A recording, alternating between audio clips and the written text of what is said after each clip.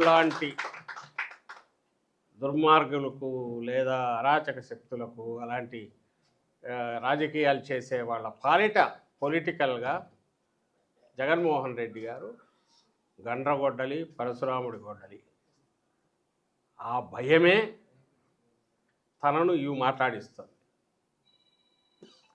దాని నుంచి వచ్చిందే ఇది. ఈ ప్రాసెస్లో ఒక్కటే డైలాగు ముఖ్యమంత్రి చంద్రబాబు దగ్గర నుంచి మిగిలిన వాళ్ళ వరకు వరుసపెట్టి అది గొడ్డలి పార్టీ గొడ్డలి పార్టీ గొడ్డలి పార్టీ గొడ్డలి పార్టీ. ఎస్ నీకు గొడ్డలి ఓకే.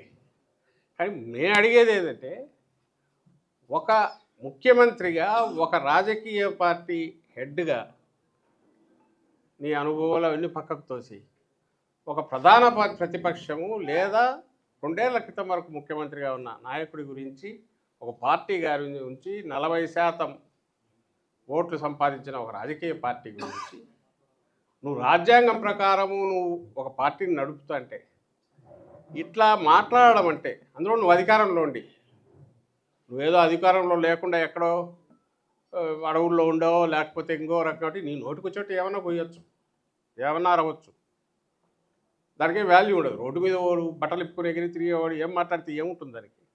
నువ్వు సమాజంలో ఉన్నాననుకుంటే నువ్వు దానికి సంబంధించిన దీన్ని పాటించాలని ఎక్స్పెక్ట్ చేస్తాం. నియమాలు కానీ నిబంధనలు కానీ సంప్రదాయాలు కానీ. ఇంకా నువ్వు రాజ్యాంగ పదవిలో ఉంటే నువ్వు రాజకీయ పార్టీ ఎలక్షన్ కమిషన్ గుర్తించిన రాజకీయ పార్టీ అయితే ఖచ్చితంగా నువ్వు కొన్ని ఫాలో కావాలా. ఇంకా నువ్వు దాంతో నుంచి రాజ్యాంగపరమైన పదవిలో ఉండి రాష్ట్ర ముఖ్యమంత్రిగానో ప్రభుత్వాన్ని నడిపేవాడు అయితే నోరు ఇంకా జాగ్రత్తగా మాట్లాడే ప్రతి మాట మాట్లాడాలా. నువ్వు అది ఎలాగూ చేయవు, నీ నుంచి ఎక్స్పెక్ట్ చేయలేవు.